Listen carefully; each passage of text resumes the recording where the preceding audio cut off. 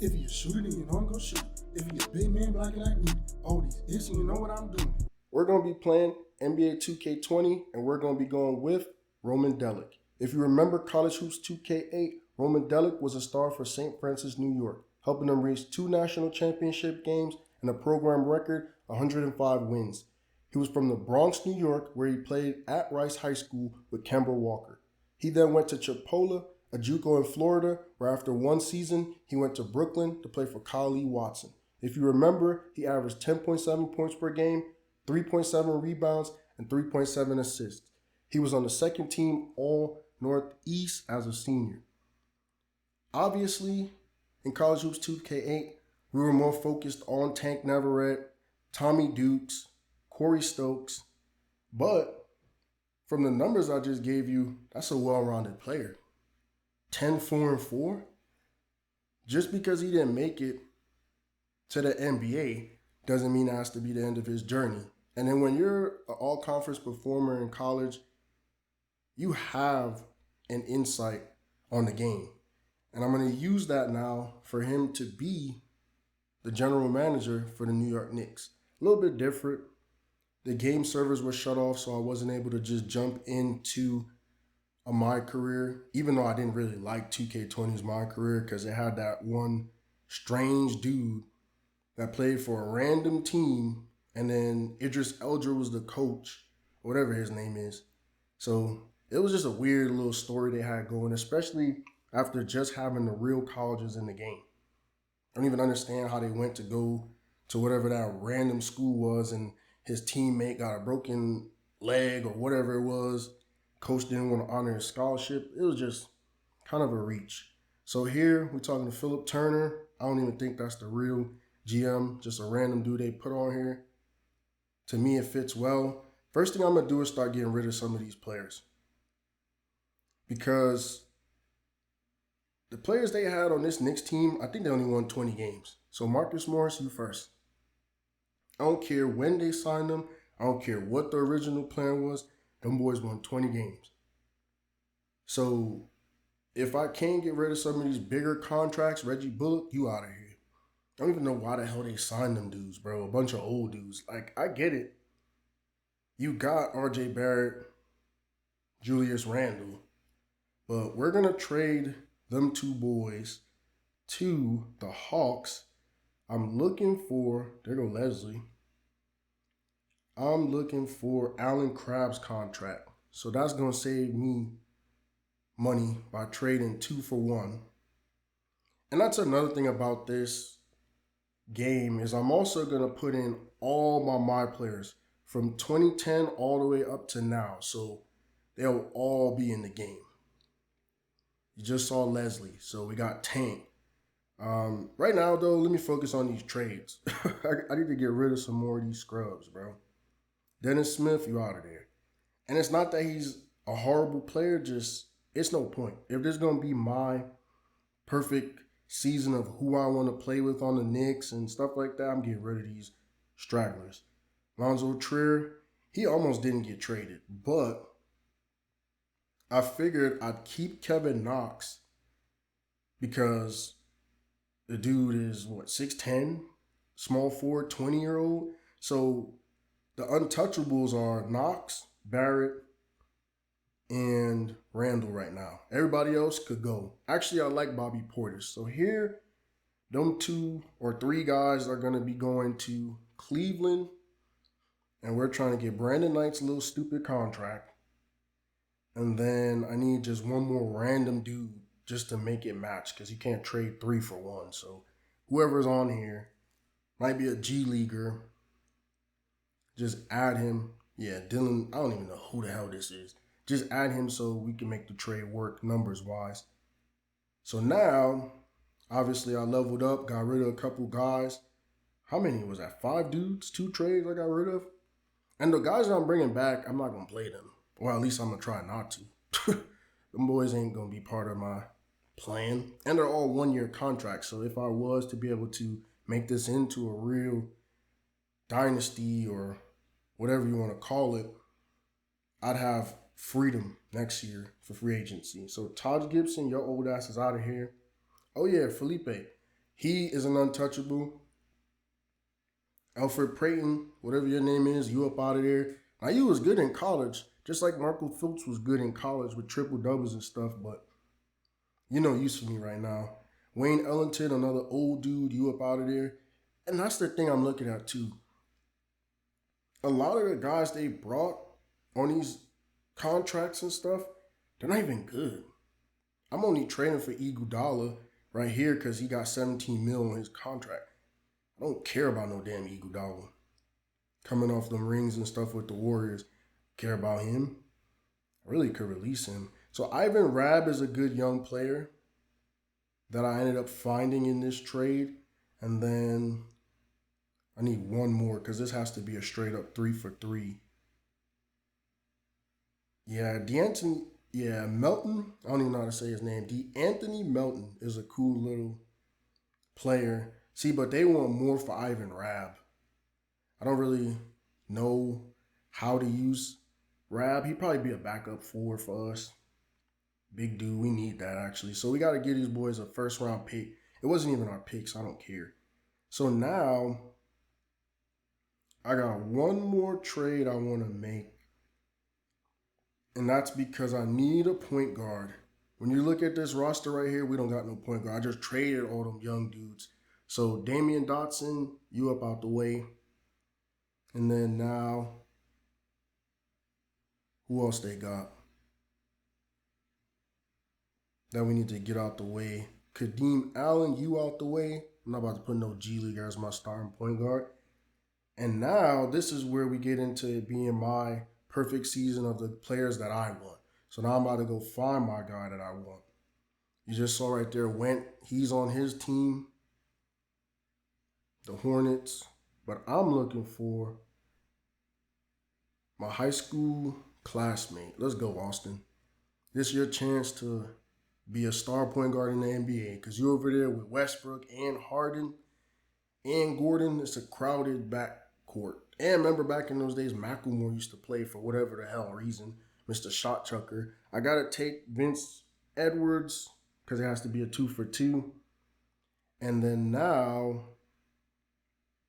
leveled up again because I've been making these moves.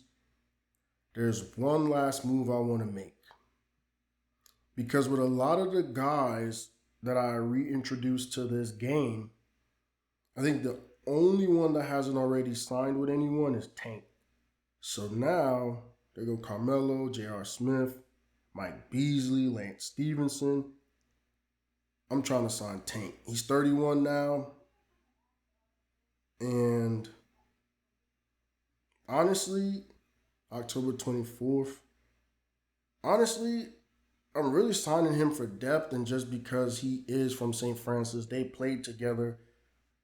It's just one of those kind of, I ain't gonna lie, favors. There's a dude I played with. He's out the league. Might as well get him on the squad. It's not gonna cost nothing. It's a minimum deal. I mean, he's not really gonna play though. I'm gonna be honest with you. Because we got Rab as our backup to Julius Randle. So he'll just be there for, I guess, veteran leadership for cheap though. Because some other dudes the Knicks had already brought in for veteran leadership was expensive. So first game is a battle for New York against Kyrie, KD, and Torian. So in this first game, 17 minutes, 26 points, 4 rebounds, 3 steals, 4 freak. Yeah, 3-ball shooter. That boy can shoot the ball now. If y'all don't remember, let me remind y'all. What was it, 2K16? That boy was getting in the game and just shooting. Wasn't playing no type of defense, wasn't getting no assists, no rebounds, just shooting the ball. So don't expect nothing different here. I had to change his number, by the way, because Randall got 30. So he's our first player of the game. Now here's second game. Austin's our player of the game. 19 minutes, 38 points, 1 rebound, 7 assists, 3 steals. And I only shot 5 threes with him. It was really a lot of, right here, mid-range stuff. And this is a homecoming game. He just shot it on Al. Dunked the ball. Yeah, this is a great game for him. Coming back home. He's wearing number 5, by the way, which is a little strange. He was supposed to come to the Knicks next year anyway. That's when he got there with Thibodeau. And it only worked out for half a season. But we got him here now. And shoot, he put the team on the back, or on his back, my bad. Now here, third game, Austin, 17 minutes, 24 points, 8 assists, 2 steals. Not a bad night, 9 of 14 from the field. Get into the rim, 3 ball, floater. Like I said, man, this is a chance for him to be his best self. Last 2 games, 20 plus points, obviously. It's really him, and then it's Felix. Well, shoot, might be Felix first, because we're about to come to one of those games where 16 minutes, 52 points, 4 rebounds, 1 steal, 25 shots, 11 for 16 from 3. So, reverse what I said a couple seconds ago. It's Felix's team.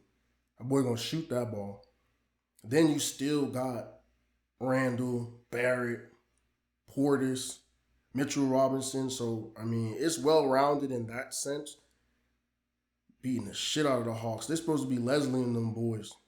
So that's another thing, is I tried to play all the games against my players.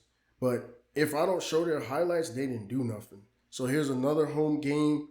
He just broke the record. 20 minutes, 66 points, 2 assists, 2 blocks, 34 shots, 10 of 15 from 3. He just broke the record here at MSG.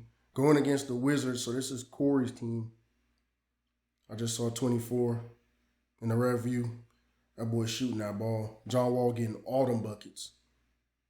A bunch of mid-range too. Like, we took shots though. If we're going to score 60, we're going to take shots. The man took 30 plus shots. And it wasn't all from 3. Like I said, only 15 threes. So that boy's shooting that ball now. Man, this dude want to talk. I don't even know what he want to talk about. It looked like we out of there though. I thought we had a good season, but now I got to look for a new team. And the best option here is Orlando. Mavericks close second, but I'm going to just go to my second home. We're going to simulate the rest of the season. And here now, at the beginning of the offseason, we're going to go look at the numbers for the year for all of our my players.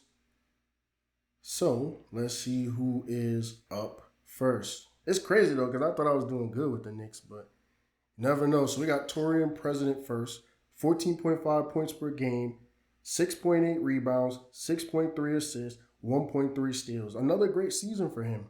That's a great all-around player where double-digit scoring and over 5 for both rebounds and assists, coming off the bench behind Kyrie. It's an 86 overall. So I thought they would have had a championship-type season, but I don't know. Remember I said when you add these guys in, I would have thought he would have put them over the top. So next we got Aston Ito, our guy from 2K19 that we just played a minute ago. I want to see what he did.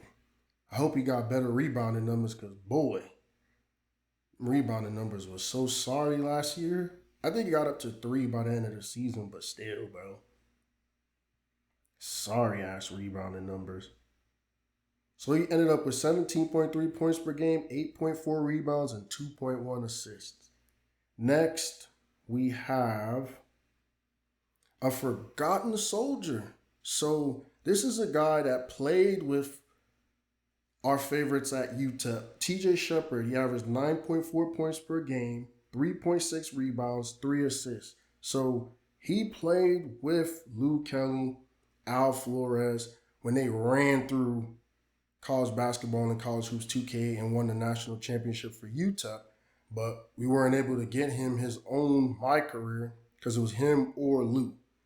So him here on the Trailblazers, he did his thing, coming off the bench behind Dame Lillard. So now, for the Wizards, we got Corey from NBA 2K13. He was kind of the last lone wolf guy from the St. Francis, New York group. So now I want to see what he did too, coming off the bench probably behind Brad Beal. I want to see what his numbers was looking like. 11.2 points per game, 2.2 rebounds, 4 assists. They surprised me with these assist numbers because, boy, when he played in 2K13, it wasn't no passing the ball. Now here for the Clippers, we got Tommy Dukes, 9.1 points per game, 1.6 rebounds, 2 assists, which makes sense because remember, in 2K, what would it have been, 12? When he played for the Jazz, that man was just scoring. Remember, he was just shooting threes. That man was out in transition, going to the baseline to shoot threes. That's his archetype, scorer. So he's a three-point shooter. That's really what he did well. And the fact that they let him have the ball a lot helped that. Now we got the OG mod player, Leslie Kelly from 2K10. Damn, he's old. 33, he's the oldest out of all of them, by the way. He only had 1 block. The man is a 6'5" point guard. If he don't get down there and bully them boys in the paint, bro. I mean, he didn't play defense either. Well, we played 2K10, so I'm low-key fooling myself thinking that he would have 11.8 points per game, 2 rebounds, 3 assists. Not great. And now we're here with Michael Went, 16.8 points per game, 10.3 rebounds. So this man averaged a double-double. He had almost 2 assists, but that's actually surprising because remember, we talked about him taking the next step from 2K18 and becoming a starter. So shoot, cool little double-double. 17 and 10. That's a great season for a lot of people. 6'11", 245. Now next we have Lou Kelly. So this is the guy I thought that probably would have took the biggest step, being that he was in Sacramento where he could have easily been the alpha and the #1 scorer. Kind of like Went. But this is our main guy from 2K14 where that ankle injury kind of ended his season. The game glitched out on me. So I do want to see what he did now that he's 27 years old. Okay, 17.7 points per game, 5.4 rebounds, and 6 assists. Then we got Freak, 22.9 points per game, 4.6 rebounds, 2.2 assists. So I'm still stuck with how Lou was able to do so well and be such a well-rounded player. I'm not surprised with Felipe. Them 22 points should have been way higher. The way he was shooting that ball and I was giving him the green light, that man was taking 30 shots a game, bro. So I'm not surprised by his numbers. What I see here, though, is Al Flores from 2K15 is somehow on the Knicks. I'm thinking it makes sense, though. He's a little bit better than Austin, and they probably traded for a point guard. It's kind of dumb to release me and then go trade for players from my new team, but whatever. I want to see what his numbers were. And then Austin's right below him. So he ended up with 12.2 points per game, 3.1 rebounds, and 4.4 assists. Austin, 12 points per game, 1.6 rebounds, and 3.8 assists. And then last, we got Tank Neverett, 3.6 points per game, 5.1 rebounds, 1.6 assists. So Tank did get in, but even beyond Tank getting in and being a rebounder, basically, Kenneth Faried type, how the heck did Austin and Al end up scoring the same amount of points and basically doing the same things? I don't understand it because Austin had the upper hand that he was already a starter way before that trade. Either way, it was a great experience and a great way to flip the game being offline. And there goes the end to another one of my videos. I want to say thank you for watching. See you soon.